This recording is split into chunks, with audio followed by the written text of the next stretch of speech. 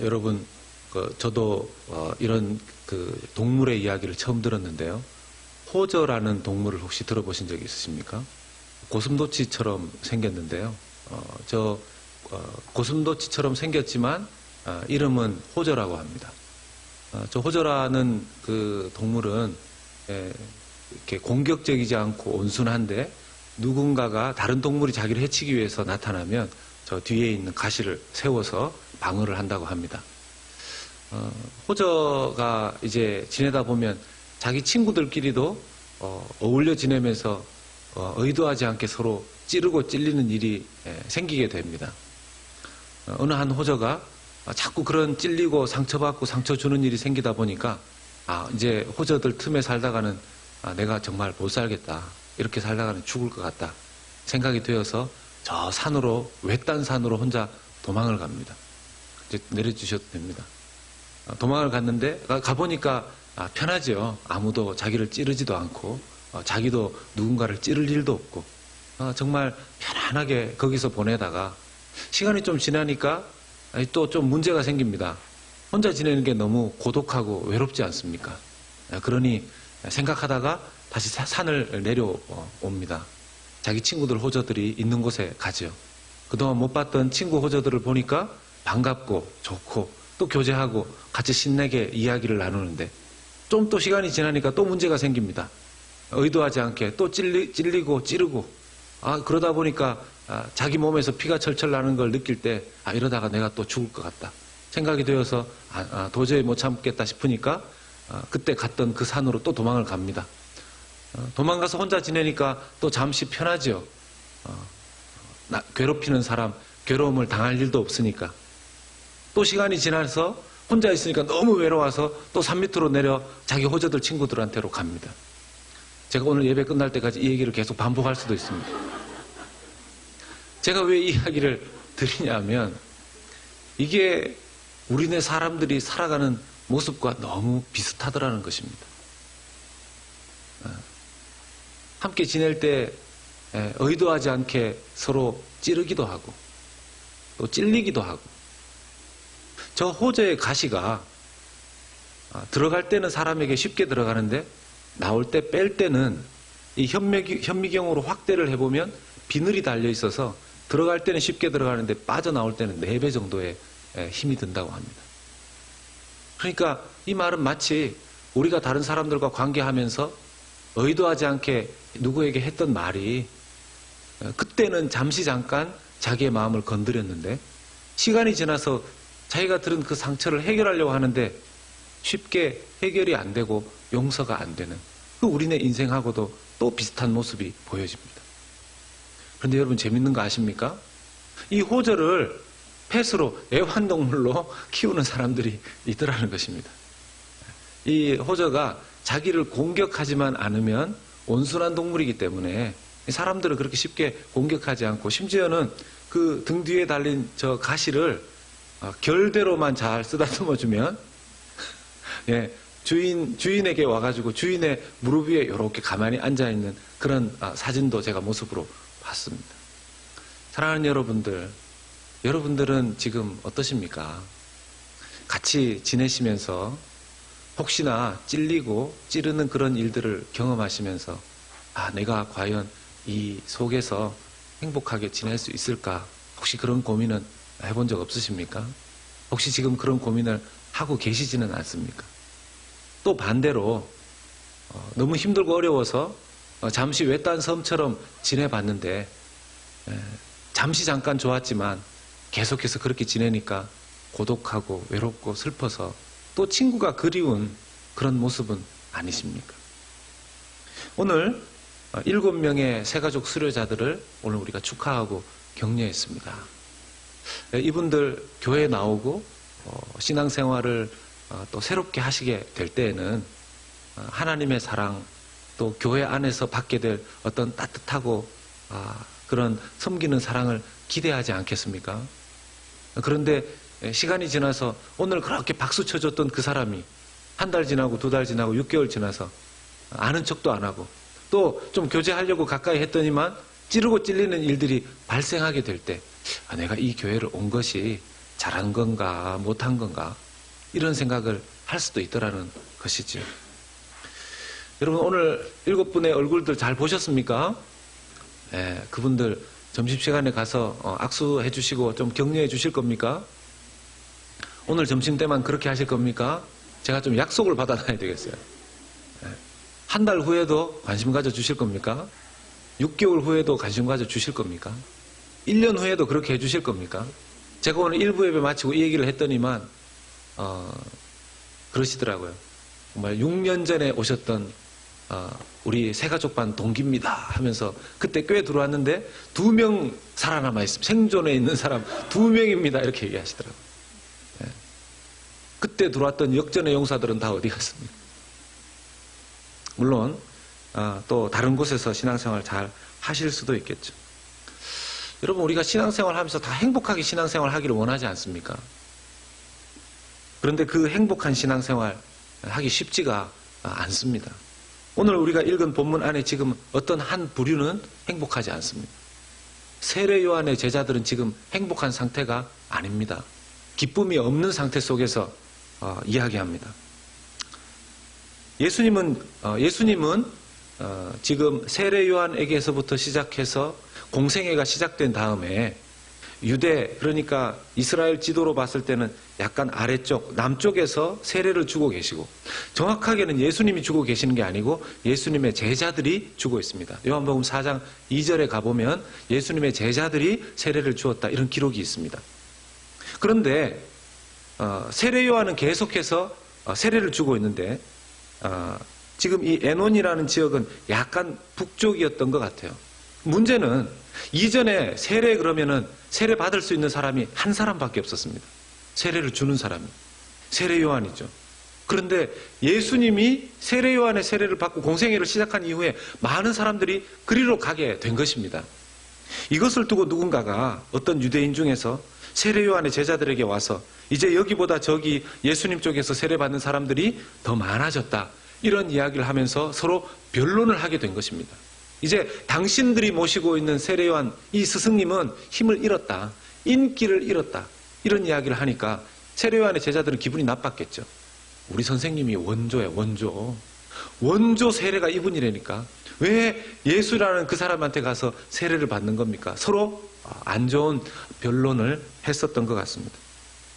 그리고 기분이 안 좋은 상태에서 돌아와서 자기의 스승인 세례 요한에게 이렇게 이야기합니다. 3장 26절의 말씀에 그들이 요한에게 가서 이르되 라삐여 선생님과 함께 요단 저편에 있던 이 곧 선생님이 증언하시던 이가 세례를 베풀매 사람이 다 그에게로 가더이다. 정말 이 사람들이요 한번 이게 기분이 확 안 좋아지면 과장법이 나옵니다. 분명히 자기 스승인 세례 요한에게 세례 받는 사람들이 지금 있지 않습니까? 그런데 말씀해 보니까 제자들이 뭐라고 얘기합니까? 다 그리로 가더랍니다. 다. 예. 뭐 좀 애가 성적을 못 받아올 수도 있는데 이러다가 애가 뭐 다 그냥 망하겠다고 이야기하고 이러다가 우리 집이 큰일 나겠다고 얘기하고 누가 돈 좀 더 쓰면은 우리 집에 돈 다 쓰겠다고 이야기하고 우리가 한번 뭐에 꽂히면 이렇게 과장법을 좀 사용하는데 이 세례 요한의 제자들이 속이 좀 상했었던 것 같습니다. 이 3장 26절의 말씀을 좀 띄워주십시오. 보면 이 지금 세례 요한의 제자들이 세례 요한에게 붙이는 호칭을 보십시오. 뭐라고 호칭을 붙입니까? 라삐어 이렇게 호칭을 붙입니다. 라삐어. 요한에게 가서 이르되 라삐어 선생님과 함께 이 라삐라는 호칭이 그때 이스라엘의 사람들 제자들이 스승에게 붙일 수 있는 최고의 존칭이 라삐였습니다. 라삐어. 지금 세례 요한의 제자들이 세례 요한을 향해서는 라삐어 높으신 우리 내가 최고로 존경하는 세례 요한이시여 선생님. 그런데 지금 요단강 건너편에 전에 세례 요한 우리 선생님에게 세례 받았던 그 사람에게 머리 숙이고 세례 받았던 그 이가 지금 다른 데 가서 세례를 베푸는데 사람들이 다 그에게로 가고 있습니다. 여러분 호칭의 차이를 보십시오. 지금 자기의 스승인 세례 요한에 대해서는 라삐어 그 존칭을 붙이고 있고 예수님에 대해서 지금 세례 요한이 그때 분명히 뭐라고 얘기했죠? 내가 아니고 내가 나한테 지금 세례를 받는 이 사람이 그리스도이다. 하나님의 어린 양이다. 분명히 그렇게 이야기를 했음에도 불구하고 자기 스승인 세례 요한도 예수님을 높여서 칭했는데 지금 말씀해 보니까 그이라고 얘기해요. 그이. 그 사람, 그 아저씨. 사람이 마음이 상하면요. 이전에 만났을 때는 선생님, 아이고 선생님 이러다가 이봐 김씨 일로 와봐요. 지금 세례 요한의 제자들이 이렇게 마음이 상해 있는 것입니다. 왜 이렇게 마음이 상했을까요? 왜요? 이 묘한 질투심이 그들 가운데 생긴 것입니다. 이 묘한 질투심. 자신들도 지금 하나님의 일을 하고 있고 예수님은 더더욱이 하나님의 일을 하고 있는데 자기들 중심으로 하나님의 일이 진행되었던 것이 다른 사람에게로 넘어가는 이것을 지금 이 사람들이 질투심 안에서 감당을 못하는 것입니다. 여러분들에게도 한번 여쭤보겠습니다. 하나님의 일이 여러분들의 개인을 중심으로 일어나지 않고 다른 사람을 중심으로 하나님의 놀라운 은혜가 역사가 부어지면 괜찮으십니까? 받아들이실 수 있으시겠습니까? 이게 쉽게 대답할 수 있는 게 아닙니다. 세례 요한의 제자들은 지금 예수님을 인정을 못하고 있어요. 아직까지 세례 요한이라는 그 사람 관계, 인간 관계 속에서 벗어나지를 못하는 거죠. 인간관계가 예수님께 나아가는데 지금 방해가 되고 있는 것입니다. 예수님을 중심으로 신앙생활을 하는 게 아니라 사람을 중심으로 자꾸 신앙생활을 하는 겁니다. 좀 보면 영적으로 하나님 앞에 가까이 나가지 못하는 사람들 중에서 이 사람들과의 관계에 묶여서 하나님 앞에 적극적으로 나가지 못하는 때를 좀 많이 보게 돼요. 안타깝죠.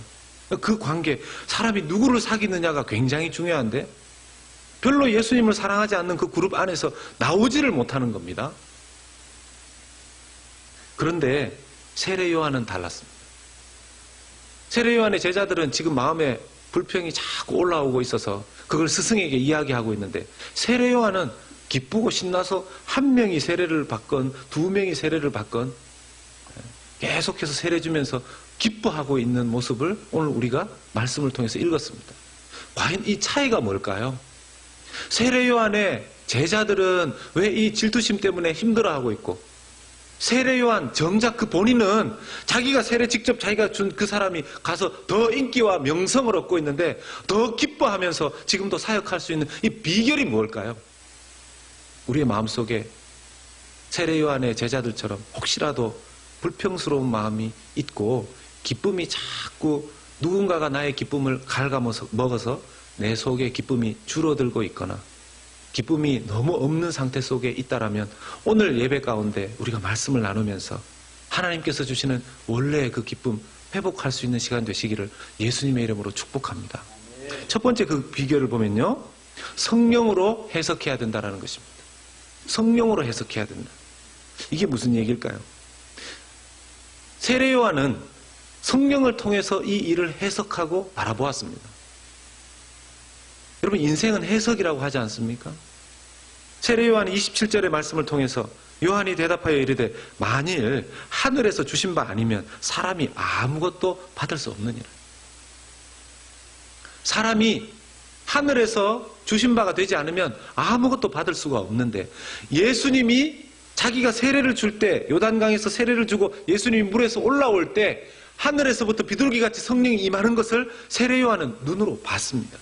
성령이 임하는 것을 눈으로 본 사람입니다. 성령의 역사하심을 눈으로 보고 예수님을 볼 때 이제 그냥 보지 아니하고 하나님의 사람이구나. 예수님을 볼 때 저 사람은 성령의 사람이구나. 이런 관점을 가지고 예수님을 보게 됐습니다. 그러니까 더더욱 이제는 예수님은 사람이 아니고 하나님의 사람, 하나님의 아들로 이 세례 요한이 계속해서 볼 수 있게 되었던 것이죠.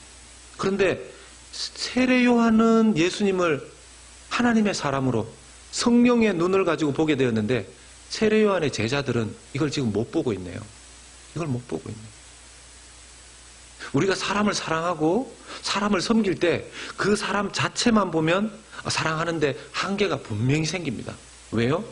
내가 사랑해주고 내가 섬겨줄 때 그 사람에게서부터 내 사랑과 섬김의 반응과 열매와 결과들이 나오게 되면 우리는 그 사람하고 사랑하는 것은 전혀 문제가 없습니다. 그런데 내가 사랑하고 섬겨주었음에도 불구하고 그 사랑과 섬김의 반응이 내가 기대했던 것에 미치지 않으면 어떻게 되죠? 점점 내가 그 사람을 향한 마음은 줄어들게 되어 있습니다. 왜요? 그 사람을 봤거든. 그런데 그 사람, 하나님께서 그 사람을 예수를 믿게 하시고 그 사람 안에 성령 하나님이 함께 계시고 그 사람과 하나님이 함께 있다는 것을 영의 눈으로 볼 수 있는 사람은 인간적으로는 서운하고 섭섭할 수 있다 할지라도 저 사람이 하나님의 사람이지. 저 사람이 비록 부족해도 저 사람 안에도 성령이 계시지. 내가 저 사람은 이해가 잘 안 되지만 저 사람 속에 성령을 보고 내가 계속 섬겨야 되겠다. 아니 여러분, 사람이 어떻게 우리가 참 생각을 너무 개인적으로 이기적으로 너무 쉽게 하는지요. 사람들이 나에 대해서 서운하게 하고 나에 대해서 이해를 못할 때는 나도 하나님 믿는데, 내 속에도 하나님 계신데, 나도 하나님의 사람인데, 이렇게 말하고 이렇게 생각하면서 타인에 대해서는 그런 생각을 역지사지 너무 잘 못하는 겁니다.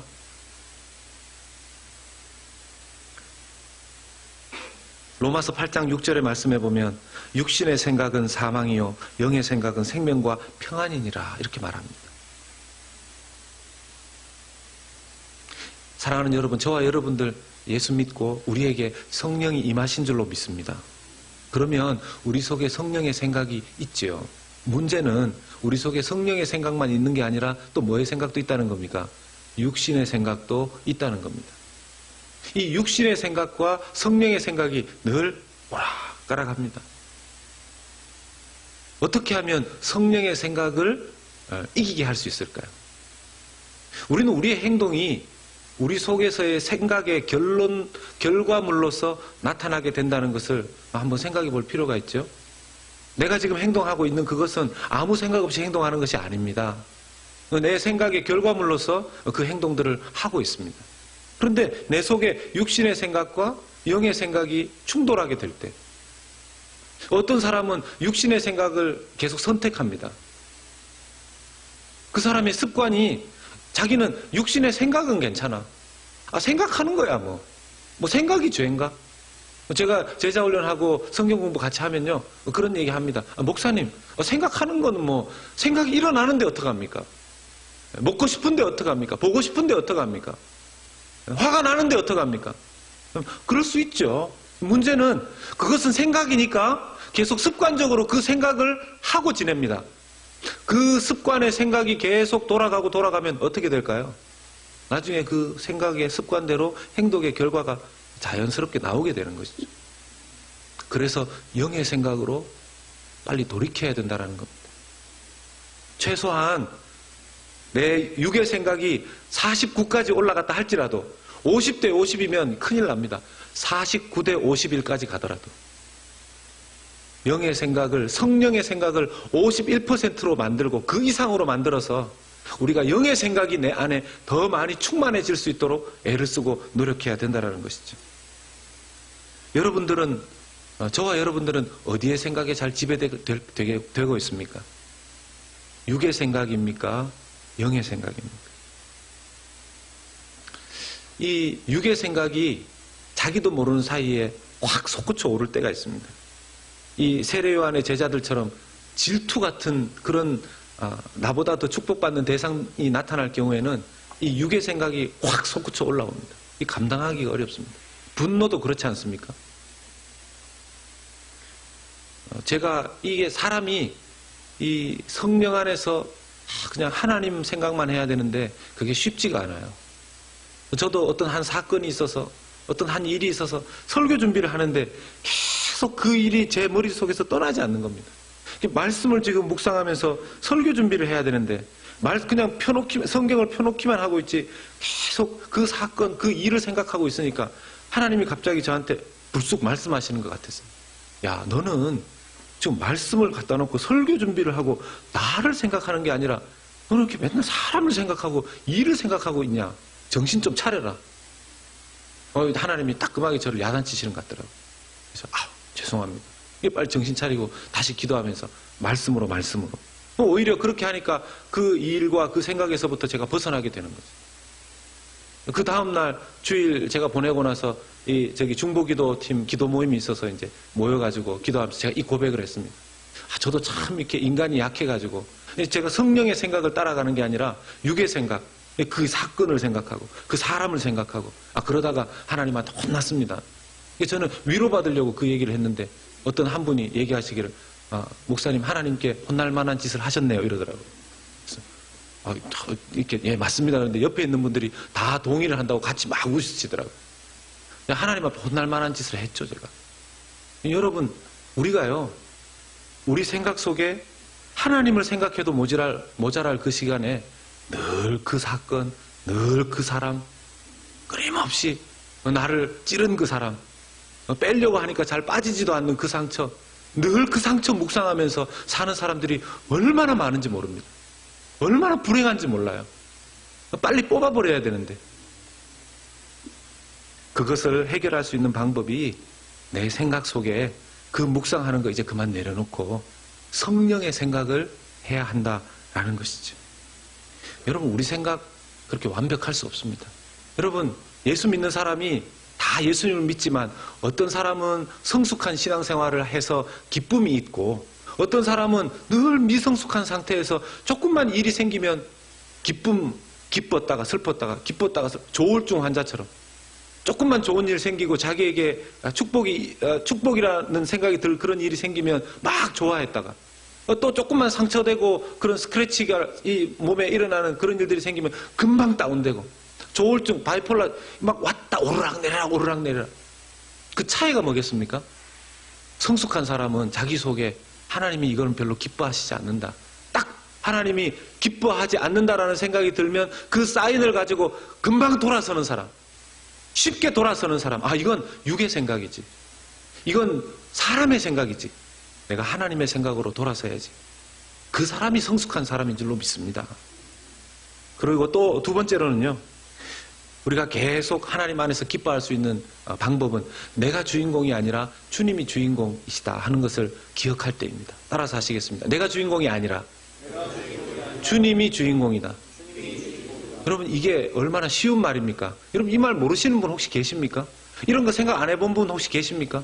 다 우리가 그렇게 고백합니다. 문제는 말은 이렇게 하는데 실제로는 그렇게 안 하는 거죠. 주님이 앉아 계셔야 될 그 자리에 자꾸 사람이 올라갑니다. 내가 올라갑니다. 어느 날 누군가가 이렇게 이제 이 땅에서 인생을 딱 하직하고 천국으로 이제 옮겼습니다. 그 목사님도 교회를 섬기다가 이제 천국에 가게 됐는데 자기 앞에 순서가 있어서 그 사람이 천국에 딱 입성을 하니까 예수님이 막 자리에서 일어나서 보좌에서 달려오셔가지고 그 사람을 안으시고 막 천국 빵빠레가 울리고 오늘 여기 나오셨던 분들처럼 막 이렇게 꽃도 주고 막 꽃가루 휘날리고 난리가 났어. 이제 목사님이 내 차례니까 얼마나 하나님께서 예수님께서 나를 칭찬하실 거야. 이제 다음 순서에 가서 제가 왔습니다. 그러니까 예수님이 왔냐 이러면서 기뻐는 하시는데 자리에서 안 일어나시는 거예요. 그래서 예수님 접니다. 저 김 목사입니다. 접니다. 이러니까 수고가 많았어. 너무 수고. 그럼 자리에서 안 일어나셔. 주님 그래도 좀 자리에서 일어나셔서 저를 환영해 주셔야 되지 않습니까? 그거는 내가 일어나면 네가 내 자리에 앉을까 봐 내가 못 일어나겠다. 네가 땅에서도 늘 네가 주인공 노릇 안 했냐? 여러분 비단 그 목사님만 그런 우리의 이 예와 웃음 속에 들어가 있겠습니까? 우리 자신도요. 우리도 모르는 사이에 그 주님 자리, 주인 자리에 앉아 있으려고 할 때가 얼마나 많은지 모릅니다.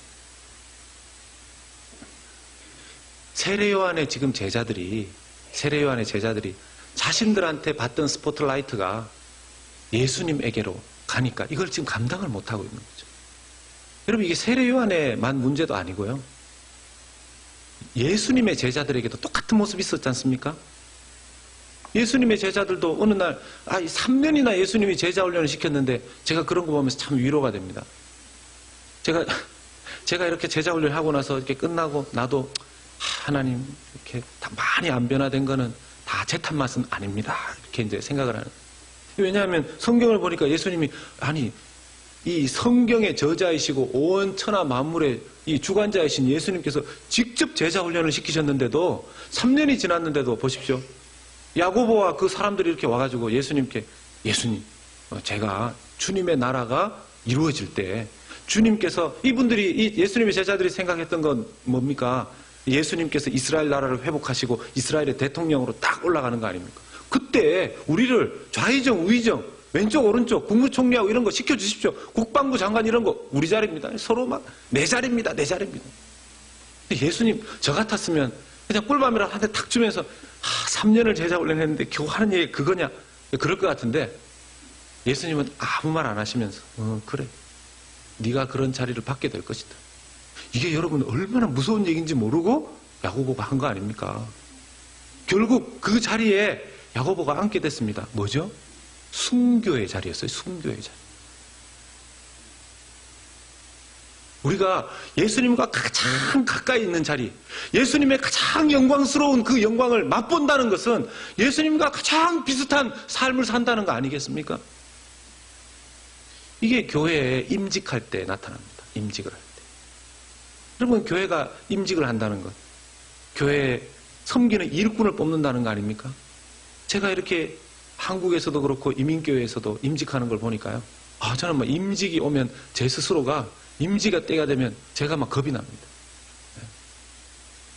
나름 건강하다고 생각되는 그 교회에서 임직을 했는데도요.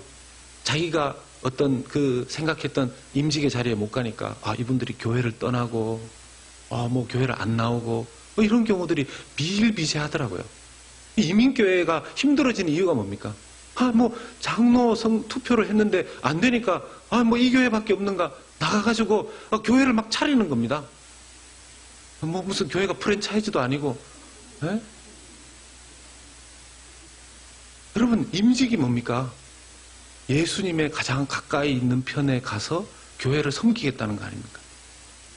그 말은 내가 이 교인들 중에서 내가 대표로 죽겠습니다 이거 아닙니까? 내가 대표로 희생하겠습니다. 내가 제일 먼저 희생하고 섬기겠습니다. 그런 사람이 임직자가 되어야 되는 거죠. 맞습니까 여러분? 그런데 그게 자기가 먼저 죽으려고 그랬는데 딴 사람이 내가 먼저 죽겠습니다 그렇게 해서 좀 그렇게 됐으면 나는 다음에 죽을게 이러면 되는데 나를 이번에 못 죽게 했다고 그렇게 막 교회를 떠나고 뭐 안 나오고 교회를 위해서 섬기고 순교의 각오로 하는 것은 좋습니다만은 여러분 그 안에 인간의 묘한 질투가 들어가게 되는 것을 보게 되더라는 것이죠. 28절의 말씀에 이 세례 요한이 얘기하지 않습니까?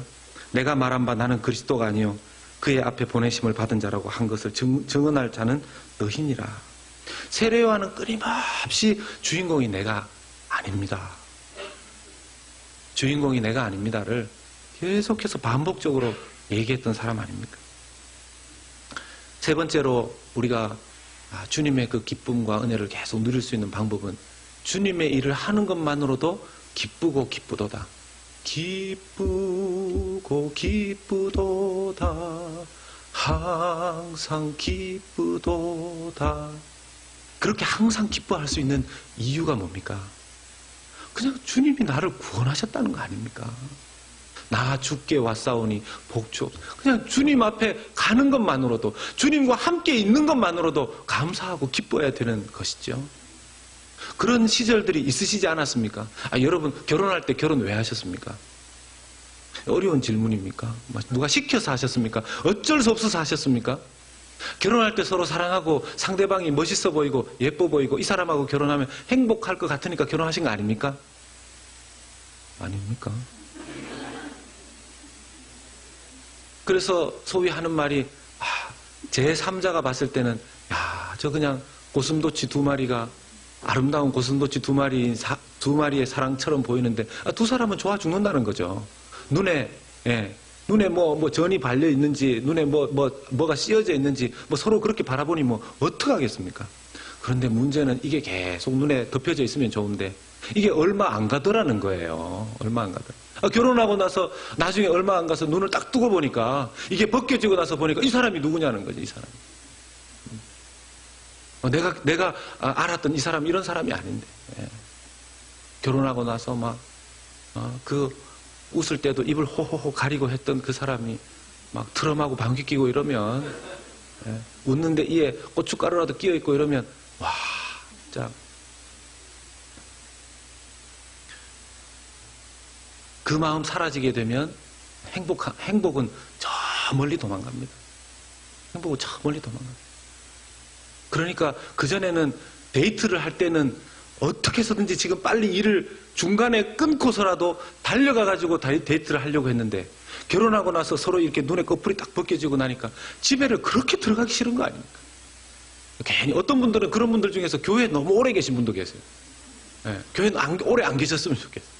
네, 직장에도 괜히 가서 더 열심히 하시는 분도 계시고 왜 집에 안 들어가서 이 일이 많아서 이 일이 많기는 네, 집에 가기를 힘들어하는 사람. 정말 하나님께서 나를 구원해 주시고 하나님의 일꾼 삼아 주신 것이 감사해야 되는데 우리 마음속에요. 우리가 참 죄인입니다. 제가 이걸 한번 깊이 느낀 적이 있습니다. 뭐 많이 있지만 한 번은 제가 사역을 하다가 이 사역이 쭉 배치가 되는데 제가 있었던 교회에서 저한테 사역이 배정되는데 소위 말해서 좀 가기 싫은 맡기 싫은 그런 사역이 저한테 배정이 됐었어요. 그런 일은 좀 다른 사람 시켜도 되는데 나한테 이게 떨어졌을 때 제가 마음이 참 힘들더라고요. 이 교회가 나를 몰라주는구나. 내가 누군데 좀 가치를 좀 몰라주고 잘 키우면 크게 대성할 사람인데 제가 늘 말씀드리지만 웃음은 건강에 좋지만은 비웃음은 아닙니다. 그래서 있는데 제가 고민하다가 빨리 하여튼 이 교회를 떠나서 다른 교회를 알아봐야 되겠다. 그런 마음이 저한테 은연중에 생기는 겁니다. 제가 집에 가서 이 일을 이제 아내하고 의논을 하니까 아내가 당신이 그런 생각을 할 수는 있지만 또 하나님의 뜻이 있을 수 있으니까 한 1, 2년 정도 지내보고 만약 이 교회에서 당신이 정말 할 일이 없다라면 또 당신의 사역지를 찾아서 가야 되지 않겠느냐. 그 얘기를 또 들어보니까 또 그럴듯한 거예요. 그럴 때는 말 잘 들어요, 제가 또. 그래서 그걸 가지고 또 한참을 기도하고 한 1년 이렇게 열심히 또 충성하고 애쓰려고 집중을 했었습니다. 시간이 지나면서 저도 모르게 그때 그 저의 허전한 마음이 많이 달래지고 저도 모르게 모든 사역들을 하나님께서 너무 많이 맡기셔가지고 그 다음 해부터는 하나님 일 좀 줄여주십시오. 그런 기도를 제가 하더라는 것입니다. 그 교회에 제가 8년을 있다 온 거 아닙니까? 하나님께서는 우리의 마음을 좀 보시는 것 같아요. 얘가 정말 순수하게 성령께서 우리에게 하시는 일 중에서 얘가 지금 하는 그 마음의 동기가 순수한가 순수하지 않은가 이걸 성령께서 보십니다. 하나님은 정확하신 분입니다. 그 동기가 순수한가 순수하지 않은가. 그 하나님 앞에 제 동기의 점검이 그때 이루어진 것이었죠. 빌립보 교회를 사도 바울이 열심히 섬겨서 빌립보 교회도 이렇게 잘하고 이렇게 했었는데 사도 바울이 이 선교하고 다니고 이러다가 감옥에 갇히지 않았습니까? 감옥에 갇혔는데 빌립보 교회에서 들려오는 소식이 자기 일을 섬기고 했었던 사도 바울이 감옥에 갇히고 이러면 막 걱정해주고 기도해주고 이럴 줄 알았는데 그 중에서 어떤 사람들은 사도 바울 꽃이다. 잘 들어갔다. 자기만 마치 대장처럼 그렇게 선교하고 다니고 그러더니만 전도는 뭐 자기만 할 줄 아나? 나도 전도할 줄 아는데 나도 말씀 전할 줄 아는데 나도 예수님 잘 전해. 전도왕은 나도 할 수 있어. 이러면서 사도 바울이 들어간 그거에 대해서 그렇게 얘기하면서 복음을 전하고 예수님을 전하고 다닌다는 소식이 사도 바울 귀에 들린 겁니다. 여러분들 같으면 마음이 어떠시겠습니까? 이런 괘씸한 사람들이 있나? 내가 당장에 이 감옥을 숟가락으로 파서 탈출을 해서라도 가가지고 이놈들을 내가 한번 작살을 내야 되겠다. 죄송합니다. 작살은 제가 한 표현입니다. 근데 바울이 참 표현이 다릅니다. 빌립보서 1장 18절의 말씀 보면요. 그러면 무엇이냐?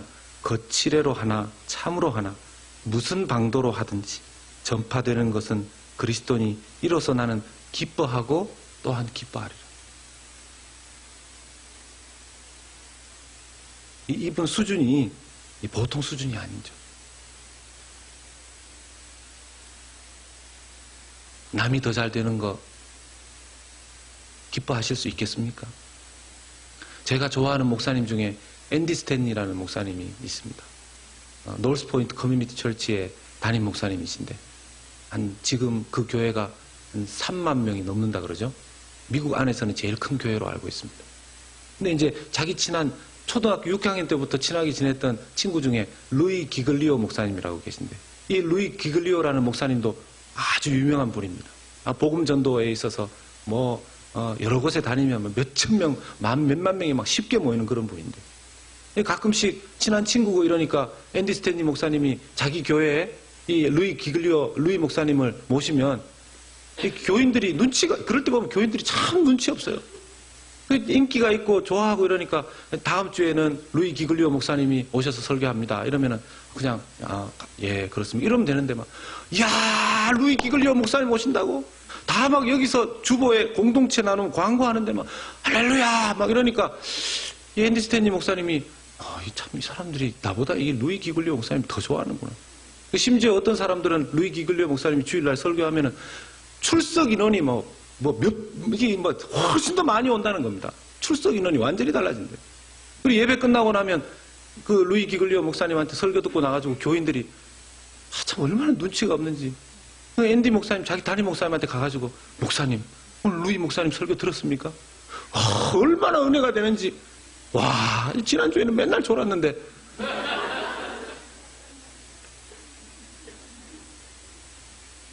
그런데도 앤디 목사님은 루이 기글리오 목사님과 서로 이 친분과 사랑을 주고받습니다. 이유가 뭔가 봤더니만 아예 이 앤디 목사님이 자기한테도 이 질투심이 올라오고 시기심이 올라오지만 자기는 이 루이 목사님의 팬이 되기로 했다는 겁니다. 자기도 팬이 되기로 했다는 거예요. 자기도 좋아해버리는 거죠. 자기도 그냥 축복해버리는 겁니다. 제가 이 달라스 지역에 오니까 죄송합니다. 제가 부목사로 있었던 그 교회는 미국에서는 이민교회 중에서는 제일 큰 교회였었는데 저도 이 달라스에 와서 이제 제가 담임을 맡은 교회보다는 더 큰 교회들이 있더라는 거죠. 근데 제가 이렇게 보니까 달라스에 있는 교회들 중에서 그 목사님 설교도 들어보니까 너무 좋고 교회도 건강한 교회들이 많은 겁니다. 그래서 제 마음속에 그 교회 참 좋다 이렇게 생각을 했는데 저희 교회에 오신 새가족 중에서 제가 새가족 신방을 갔더니만 그분이 이사 가고 이렇게 하다가 이전에 어떤 교회를 다녔었는데 제가 좋아하는 목사님이 계신 그 교회를 계셨다는 거예요. 그 새가족 신방을 갔으면 우리 교회는 이렇게 좋은 교회고 저는 참 좋은 사람입니다. 이 얘기를 해야 되는데 가가지고 그 목사님 참 설교가 좋지 않습니까? 저도 참 좋아합니다. 실컷 그 목사님에 대해서 칭찬만 하고 시간이 돼가지고 이제 집으로 돌아가는데 제가 돌아오는 차 안에서 가만히 생각하니까 내가 오늘 어느 교회 목사로 가서 지금 나중에 그 가정에 그 아드님이 저보고 목사님 신방 오셔서 그렇게 다른 교회 칭찬을 그렇게 많이 하시면 어떡합니까? 그래서 나도 얘기를 하다 보니까 그렇게 됐는데 부모님 괜찮습니까? 그러니까 부모님은 웃으셨고 부모님은 목사님 좋아합니다. 목사님 설교가 좋다면 그래서 이게 어떻게 생각해야 되는 건지 그분들 지금 우리 교회 잘 나오고 계십니다. 여러분 우리 교회만 잘 되고 우리만 인기 없고 나만 주인공이 돼야 되고 그렇게 해가지고는 그건 하나님의 뜻도 아니고 하나님이 기뻐하시는 것도 아니고 우리 마음의 기쁨도 있을 수도 없습니다. 혹시 주변에 잘 되고 또 때로는 어려운 그런 교회에 있다면 축복해 주시고 사랑해 주시고 격려해 주십시오. 격려해 주십시오. 오히려 참 나는 하나님의 일꾼 된 것만으로도 너무 감사하다. 그런 생각을 해야 되겠죠. 저 스스로도 그렇게 생각합니다. 저도 제가 예수 믿지 않는 가정에서 태어난 사람 아닙니까? 예수님도 몰랐던 그런 가정에서 태어나서 자라다가 하나님 은혜로 예수님을 만나게 되고 예수님 만난 이후에 제 인생 방향이 완전히 바뀌어졌는데 돌아보면 제가 예수님 믿지 않았으면, 예수님 몰랐으면 경험하지 못했을 놀라운 축복들을, 그 영광스러운 경험들을, 그 좋은 사람들을 너무너무 많이 만나면서 지금까지 걸어오게 하셨습니다. 그런데 거기에다가 저를 이렇게 예수님을 믿게 하신 것도 감사한데 목회자를 시켜주셔서 목사로 사역할 수 있게 해주시고, 제가 가끔씩 제가 그런 생각도 하고 말도 합니다. 그냥 나는 목사인 것만으로도 감사하다. 목사인 것만으로도 감사하다. 그런데 이렇게 또 귀한 달라스 연합교회를 이렇게 맡겨주셔가지고 부담은 너무 됩니다. 솔직히 부담은 진짜 많이 됩니다. 자다가도 벌떡벌떡 일어날 정도로 부담이 되지만 또 한편으로는 얼마나 감사하고 축복스러운 것인가. 제가 그러면서 하나님 잘 섬기게 해주십시오. 뭐 저의 섬겨야 될 양들이고 또 하나님의 이 사람들이지만 1차적으로는 주님의 양들 아닙니까? 1차적으로는 주님 당신께서 보호하셔야 되는 그런 분들 아닙니까? 제가 잘 섬길 수 있도록 그렇게 기도를 할 때 저에게 다른 저의 여러 가지 연약함이 있지만 기쁨이, 감사가, 거룩한 하나님 앞에서의 간구가 회복되는 것을 느낍니다. 사랑하는 여러분, 여러분들은 어떠십니까? 교우 여러분들 주님 믿는 것, 주님을 믿고 알게 된 것만으로도 기쁘고 감사하십니까? 시기가 되면 돌아오는 주방에서 내가 어떡하다가 예수님 믿고 집에 있으면 주일날 잘 보내고 맛있는 거 먹을 수 있는데 근데 이 주방에서 주방도 좁아 터져가지고 이리 돌리면 사람 부딪히고 저리 돌리면 주방 기구 부딪히고 어떤 때는 주걱 확 던지고 나가고 싶지 않습니까? 그럴 때도 기쁘게 봉사하실 수 있습니까? 골프장에 한 번도 안 나갔는데 주차장에서 봉사하느라 얼굴 좀 탔더니만 사람들이 어이구 김 집사 요즘 골프 부지런히 치는가 보네. 그 얘기 들을 때 그냥 주차봉 확 던져버리고 뭐 내가 골프를 치지도 않는데 이런 얘기를 들어야 되나? 그런 생각 드시지 않습니까? 교회에서 봉사하시다 보면 오해받을 일도 있고 인정받지 못할 일도 있는데 그렇다 하더라도 주님 나 같은 놈 이 죄인 예수 믿게 하셔서 천국 들어갈 수 있는 은혜 주셨다. 그것만으로도 감사하고 기쁜 그 기쁨 여러분들에게 있으십니까? 그게 사라지면 지금 믿음의 하나님과의 관계에 큰 문제가 있다라는 것이죠. 마지막에 여러분 나오는 내용이 세례 요한의 고백을 보면 요한복음 3장 29절에 신부를 취하는 자는 신랑이나 서서 신랑의 음성을 듣고 크게 기뻐하나니 나는 이러한 기쁨이 충만하였노라. 자기가 이 거룩한 결혼식에 들러리가 된 것만으로도 자기는 너무 기분이 좋다는 것이죠. 여러분 이 본문에 나오는 신랑은 예수님 아닙니까? 이 신랑의 친구를 누구로 보는 것입니까? 자기 자신으로 보는 것이죠. 예수님이 신랑인데 예수님의 친구로 자기를 보는 겁니다. 자기가 비록 이제 예수님께로 사람들이 다 갔고 그 현장에는 이제 오던 사람들이 어제는 20명이었는데 오늘은 10명이 되고 내일은 한두 명이 된다 할지라도 자기는 그 신랑의 친구로서 이 결혼잔치의 동역자가 되는 것만으로도 기쁘고 기쁘다는 것이에요. 그러면서 30절에 말하기를 세례 요한이 그렇게 고백하지 않습니까? 그는 더 흥해야 되겠고 예수님은 더 잘 돼야 되겠고 나는 이제 없어져도 됩니다. 저는 없어져도 됩니다. 이 고백이 우리의 고백이 될 때 주님의 기쁨이 우리 안에 충만케 임하실 줄로 믿습니다. 이번 한 주간 살아가실 때 하나님 내가 주님의 생각으로 주님을 주인공으로 주님의 일꾼으로 기쁨을 누리는 그런 한 주간 그런 인생 되게 하여 주시옵소서. 우리 시간 합심해서 한번 기도하도록 그렇게 하겠습니다.